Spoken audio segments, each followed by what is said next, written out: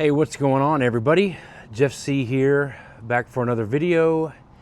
And this time I'm going to be doing actually, I guess, my first book haul on the channel. My wife and I this past weekend went to the 2025 Texas Book Festival in Austin, Texas.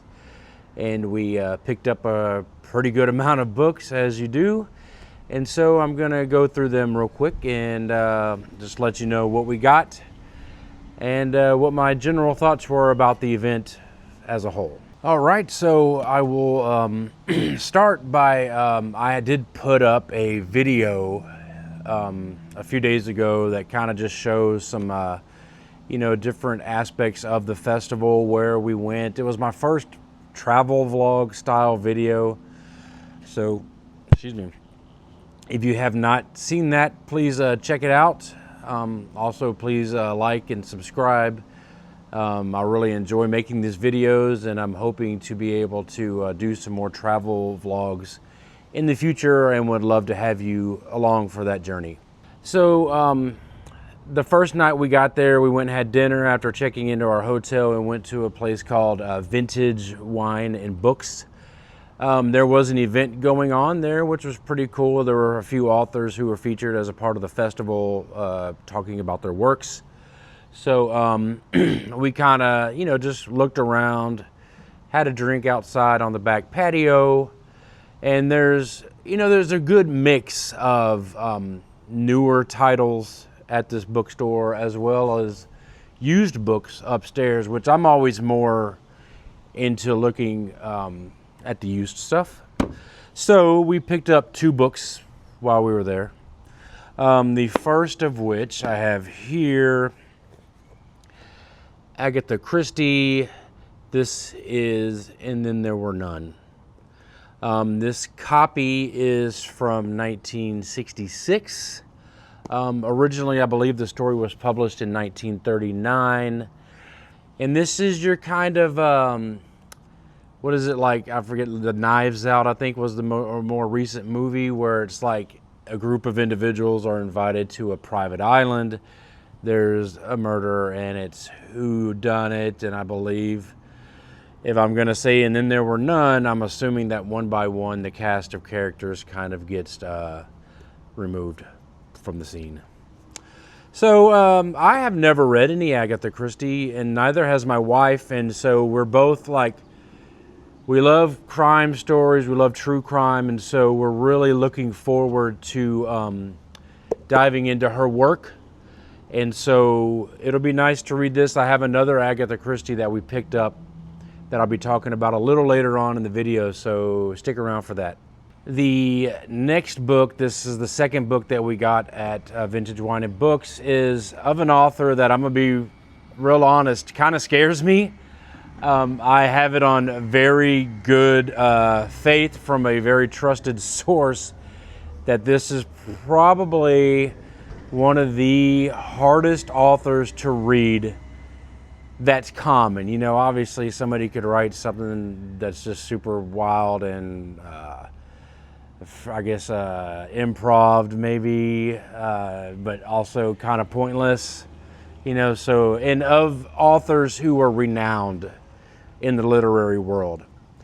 The author is James Joyce. A Portrait of the Artist as a Young Man is the book that I purchased. This story was originally written in 1916. However, this copy is from 1968. And so this is basically about a young man named Stephen Dedalus. I don't know if I'm saying that right. Dedalus. I don't know. Who grows up in Ireland. He is struggling to find his own identity, his own faith, and artistic purpose. It's not a very long book. What is this? About 250 pages. Just kind of combing through. It doesn't seem too wild. I'm not seeing a bunch of new words, as James Joyce is known for doing. So I'm looking forward to reading this, A Portrait of the Artist as a Young Man, as my first Joyce title I'll probably be reading this sometime in 2026. All right, so now we're getting into books that we actually acquired at the festival. And you know what's kind of funny is we only got 2 books at the actual fest. Well, I did. I think my wife might have got an extra one. There's a couple of here that I'm not sure if she got them at the festival, or we went and visited Book People in Austin, also the store that's kind of known in that community. And so some of those books we got there. I want to say, for me, I'm not a big like window shopper. And so there's a lot of opportunity for that. There's a lot of vendors, or there's a lot of independent artists who are making awesome creations and displaying them for sale at the festival.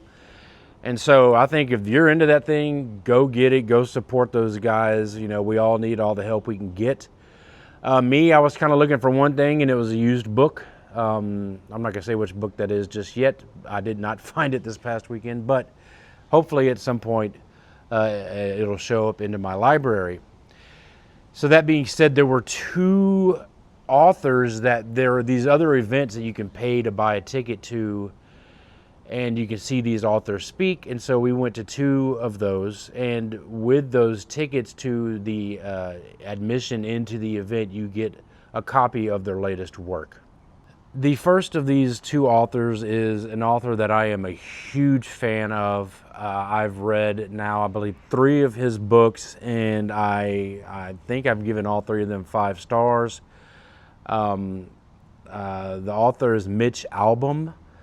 I've read Tuesdays with the Morrie. Tuesdays with Stories, that's one of my favorite podcasts. Tuesdays with the Morrie. I've read For One More Day, and I've read The 5 People You Meet in Heaven, and I was a fan of all of those. And I'm gonna read everything Mitch Albom has created and will create, shall I exist long enough to do that. And so that being said, we went and were able to see Mitch Albom talk, and he gave about a 1-hour presentation, and some of it was on his next book that is, I believe, out now towards the end of 2025. It is called Twice. And basically this is a story about a man who basically can decide to do any decision he makes in life. He gets to redo it if he desires. A couple of caveats, I believe, is that he must live with the consequences of the decision, having done it a second time, no matter what that is. And if he has found somebody that loves him and he decides he wants to try again, maybe with somebody else around that same time, the person that was in love with him can never fall in love with him again. One, I want to say that if you ever get a chance to meet Mitch Albom and see him talk, go and do it. It was a very inspiring story, not only about his literary career, but also stuff he's been involved with in philanthropic work. He does a lot of work in Haiti. He runs an orphanage down there. He's taking care of many children in Haiti and has sent some of them to college. And so it's really inspiring to see the work that he has done. This goes without saying that I cannot wait to read this book. And so, yeah, if you have not read anything by Mitch Albom, please do yourself a favor and check out, if nothing else, read Tuesdays with Morrie. It's really good. The next presentation, we left seeing Mitch Albom, and we had about an hour to kill until we went over to see Chelsea Handler do a presentation. This was a fun conversation about her life and what she's been up to. I think this is her 7th book. This is I'll Have What She's Having. Says, when I was a little girl, I spent endless hours dreaming about the kind of woman I'd one day be. I wanted to fast forward through all of my youth and misery and become the more glamorous, successful adult version of myself. So it's basically, why did she wait so long to become the woman that she is? That's what this is about. seems intriguing. I don't know. I'm personally not. I'll just say that there's a lot of things on my TBR that I feel like I want to get to before I get to this. But my wife has a copy. I have a copy. Will probably be, I don't know. I'm not going to keep the second copy. Who knows? If somebody wants a copy of this book, it is autographed. So is the Mitch album work. Autographed by Chelsea Handler. I have one of these. If you would like it, feel free to hit me up down in the comments, and maybe we can work on getting it to you. So Chelsea Handler, I'll have what she's having. Next are a couple of books that my wife picked out, and I don't remember if she got this book at the festival or at Book People, or Book People actually had a tent at the festival, so maybe it's a combination of the two. This is Will There Ever Be Another You by Patricia Lockwood. This book is released September of 2025. I wrote a little note here, amid a pandemic. This is a woman's story of her disillusion and attempt to create a new way of thinking and investigation into what keeps us alive in times of disorientation and loss. Has a cat on the cover. I'm a fan.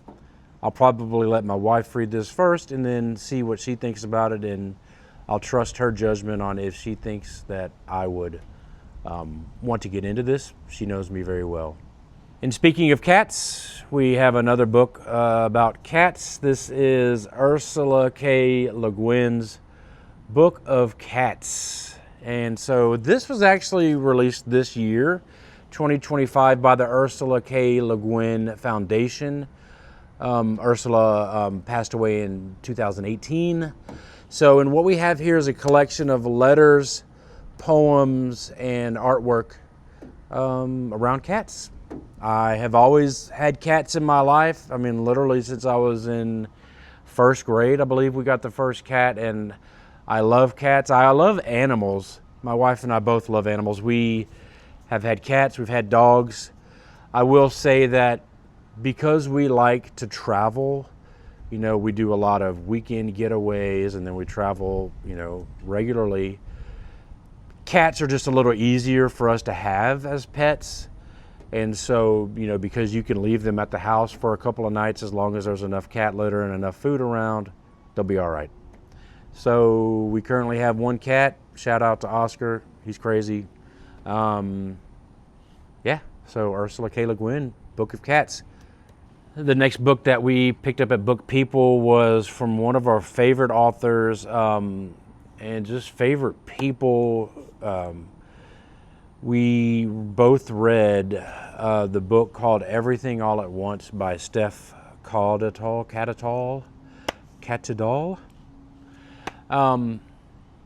You know, if you don't know the story of her husband, Tommy Rivs, he's an ultra runner. We got to meet him at the beginning of, I want to say now, it's been 2021, 22 maybe, at the Chevron Houston Marathon. I'll post the picture up here. And he ended up hurting himself during that run, and then ended up leading, later that same year, he ended up getting a rare, aggressive form of lung cancer, and, you know, was on ECMO, almost died, and his amazing wife, Steph, was there the whole time, and she wrote just a heart-wrenching tale about that entire ordeal. I highly recommend Everything All at Once. It was a 5-star read for both my beautiful bride and myself. That being said, she has a new book out of poetry. This is called Radical, or When the World Lives Inside Us. That's all I know about it, is that it's some new poems. Seems like it can be read pretty quickly. Her writing is just awesome. Honestly, I would highly recommend you follow Steph Catadall on Instagram. She makes posts, and they're just really beautifully read. So I'm excited to read this collection of poetry by Steph Catadall. Next, at the Book People, we've got, I mentioned earlier, my wife and I are wanting to get into Agatha Christie's work. And for certain authors, we just kind of know that it's best to start at the beginning. And so we found a decent copy from from Vintage. And this looks like it'll be a good set to have once we kind of fill it out. But we have the first Hercule Poirot mystery. This is the Mysterious Affair at Styles. So this will probably be the first of the two Agatha Christie books that we got that she and I will read. This was written in 1920. So that's awesome. I don't know exactly when this particular edition was made, but I like the art. I like the size. It's not too small, not too big. It's not really that thick. So, and the margins are all right. So anyway, this seems like a couple of days read. Again, Agatha Christie, a legendary author in the literary world. I'm really excited to dive into her work soon. All right, so there is another publisher, New York Review Books. My wife and I love this collection. We love the style of their books. They all kind of have a really cool piece of art, and then there's just a slightly off-center little square that'll have the title, the author, and it's just, I don't know, we all love symmetry, we love kind of uniformity, so I'm excited. This seems like a interesting subject for me. I am not a very big fan of politics. I understand the importance of it, but I feel that if you're gonna do it, like be involved, I feel like a lot of people just talk about politics, and I'm just like, I don't know, I just cannot be more bored than a conversation of people just regurgitating what they hear on the news about one politician or another. It's not compelling to me, and I don't feel like most of those conversations lead to anything tangible. If you're actually going to go and do something, then awesome. But I feel like the biggest, really big changes, I feel like are happen on an individual level. So I feel like you can do more by helping a person than you can by trying to change rules. But that's just my approach. I don't want to get too much on that, but that's just me. All that to say that I saw a book called On the Abolition of All Political Parties by Simone Weil. This was written in 2013, and it says, examines the dynamic of power and propaganda. Examines the dynamic of power and propaganda of party spirit and increasing disregard of truth in favor of opinion. Yeah, we're seeing that everywhere. So it's a thin book. What is this, like 70 pages, and the margins are nice. So this is basically an essay. Be interesting. I'll read this pretty soon. And I will say that when I saw the title, it made me think of a book that I read a while ago, years ago actually, probably 25 years ago, that I still own, and I might reread that too. It's called, and I'll put a picture of it here, The 4 Arguments for the Elimination of Television by Jerry Mander. Some of those things in there I've really agree with, and I recommend that book also to all of you guys. So yeah, be interesting to see what this has to say. All right, next, 1984 by George Orwell is a very highly talked about book, especially now. I say especially now, and you hear people say that a lot, especially now in this climate. I've been hearing about it all my life. Honestly, politically, I think everything that's been happening has just been happening for my entire 49 years of existence. So it is what it is. However, when you think of George Orwell as an author, we all know that every artist is typically inspired by another artist who came before them. And for George Orwell in particular, and his kind of seminal opus 1984, that would be the story We by Yevgeny Zamyatin. Yevgeny Zamyatin. This book was written in 1921. So, I believe this particular version was published by Penguin Classics in like 2008 or something. Yeah, so it's just one of the first dystopian novels that is highly regarded in the literary world. So I'm excited to read it again. Not too big. The margins are all right. Either way, it's a couple hundred pages. Where are we? Oh yeah, 195 pages. I'm interested to read this. You notice there's a lot of little books. I have some pretty big goals for next year for reading, and there's a lot of bigger books and expansive collections. So speaking of which, The Expanse I plan on reading next year. So that's 9 books. So yeah, we'll see how that one goes. But yeah, I'm getting a lot of little books to kind of throw in there. All right, so speaking of authors that I've never read that have, this is a newer author especially when you're comparing it to the timeline of someone like George Orwell, the thing that I see most talked about with this next author is a 4-part series, and each book is fairly sizable. And so, I will say that a part of that, worries me, because I don't want to read a 4,000 page 4-part opus of a book of an author, and that's my first thing of theirs, especially if I start it and then I don't like it and I'm like, I like to be able to read something of theirs that's a one-off, or maybe in this case it's a collection of stories.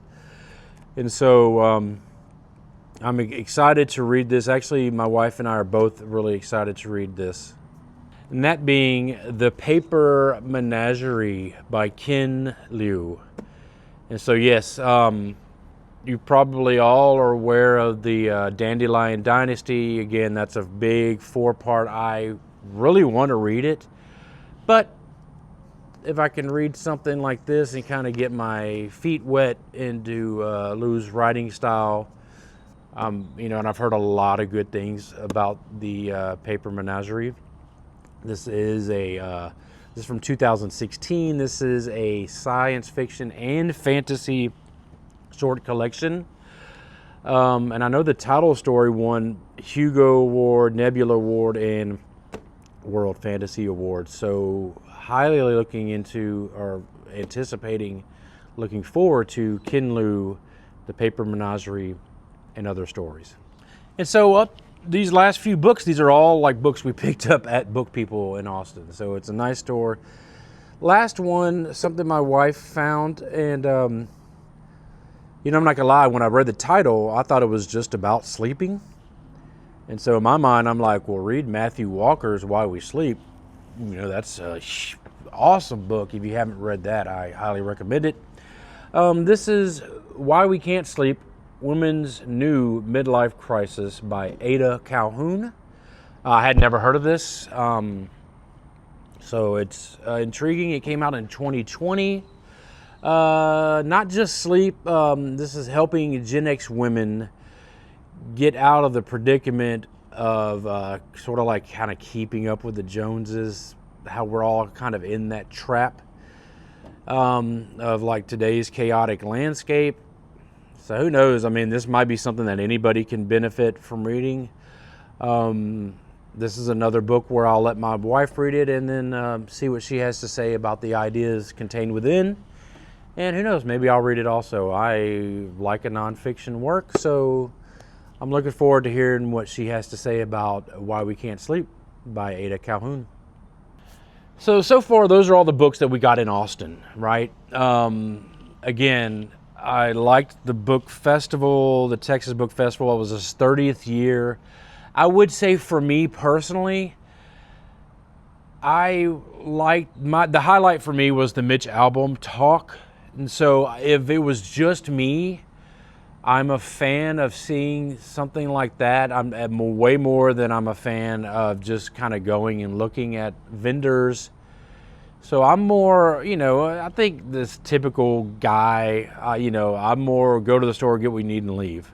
versus looking around. I'm not a big shopper per se. But I am a fan of spending time with my wife, and I am a fan of spending time with our friends, and so we had a couple of friends with us, so it was a good time.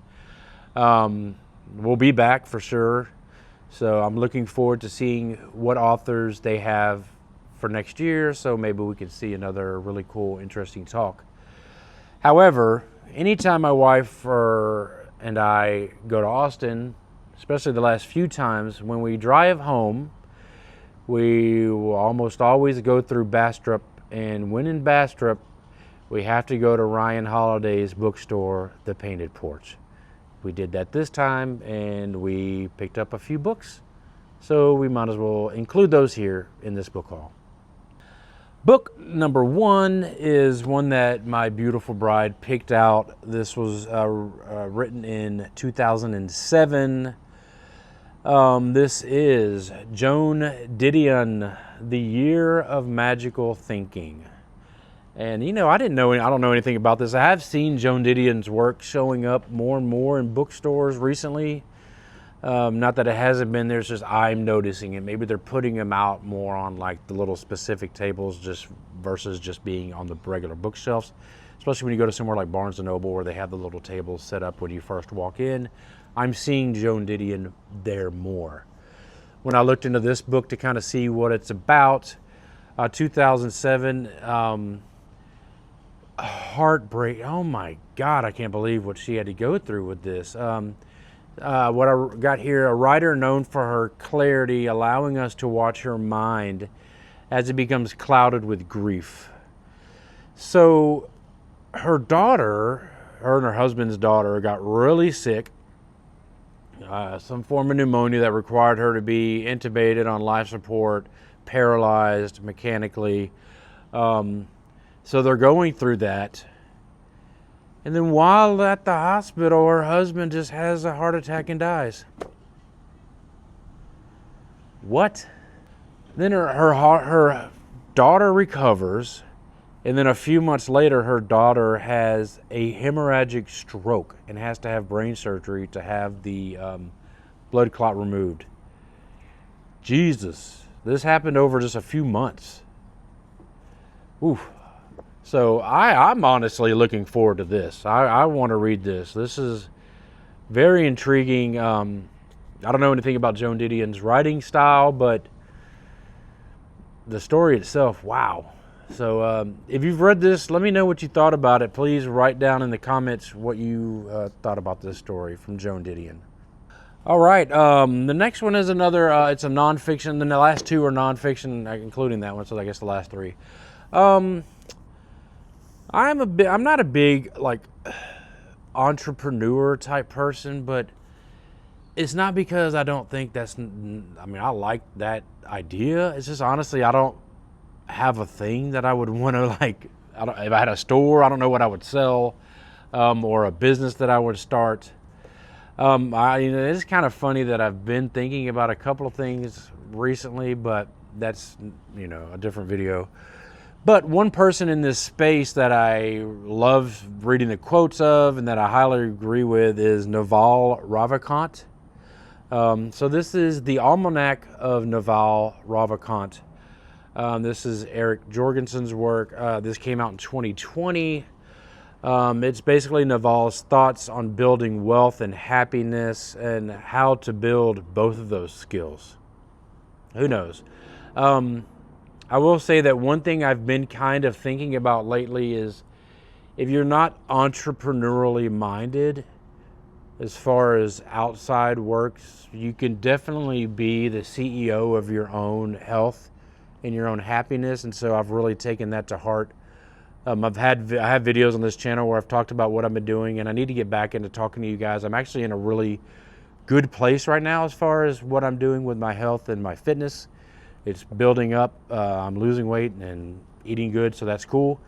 But who knows? Maybe this will, if it doesn't just help me stay on track with that, which alone would be worth the price of admission of reading this. And it does just look like it's just kind of random thoughts, and then maybe Eric Jorgensen expounds on those. But I'm intrigued by this, and so I'm looking forward to reading it. And maybe it's not something that I would just sit down and read at one time, but kind of just go through over the period of a few weeks or months. So yeah, the Almanac of Naval Ravikant. And so that brings us to the final book that was picked up the weekend that we went to the 2025 Texas Book Festival. Again, this was at Ryan Holiday's Painted Porch. I am a very big fan of the podcast called Founders. Basically what he does is he just reads a book about a founder of a key company, a CEO, and talks about how that person did what they did, where they came from, where they grew up, and especially with all the hate going on about billionaires and, stuff nowadays, I'm just like, dude, that shit don't happen on accident. It takes a lot of work, and a lot of times if you actually study the person, a lot of times they came from nothing, and they weren't focused on the end result, which is the wealth they generate. They're focused on the product that leads to the wealth. The wealth is secondary to their focus on the product. What we have here is one of those episodes. I listened to it. I was like, it sounds like a very cool story. So this book, The Fish That Ate the Whale, The Life and Times of America's Banana King. This is from 2012, written by Rich Cohen. And this is the tale of Samuel Zemurray, who was a penniless immigrant. I believe that he lived in New Orleans, just from what I can recall from the podcast. He started by selling basically spotted bananas that he would get off of boats. They would throw them away. Now that's like the ones that we want to use for baking and such like that. And he found that he could sell those for very cheap, and people would buy them, especially people who couldn't afford the fresh bananas.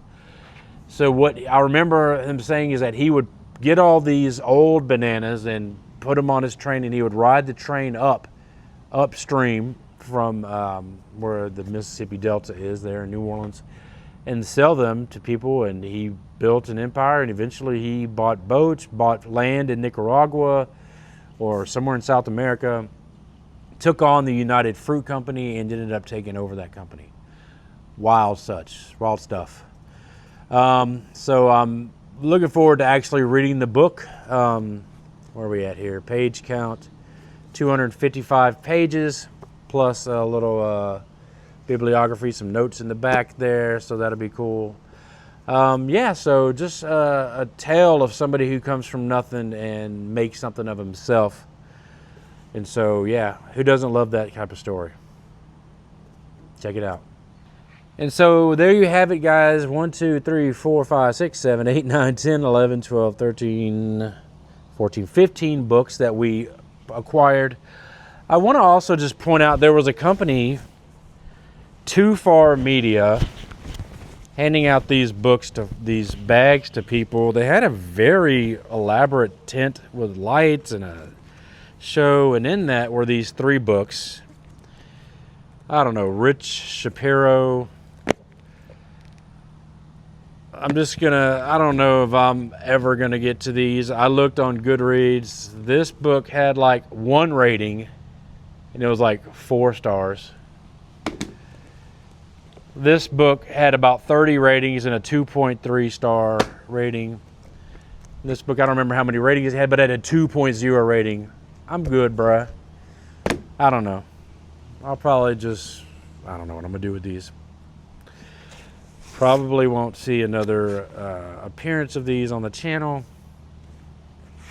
but I wanted to include them. We did acquire them, not of our own volition. And it's kind of funny because the day one that we were walking around, they were handing them out, and I was like, "No, I'm good."